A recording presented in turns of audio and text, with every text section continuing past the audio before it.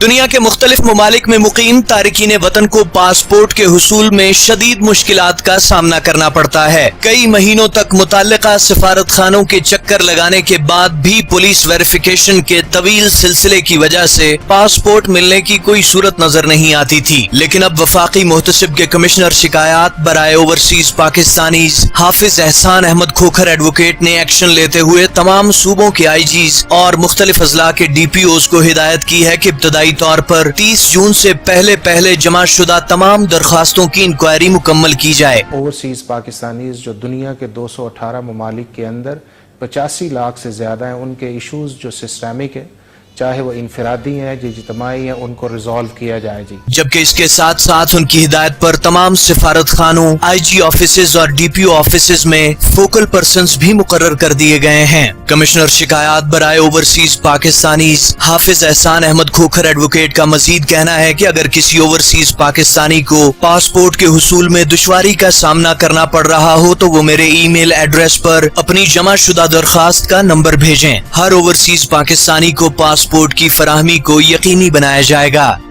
चौधरी एजाज प्यारा, news alert Europe. मजीद खबरों और अपडेट्स के लिए विजिट कीजिए newsalert.com.pk।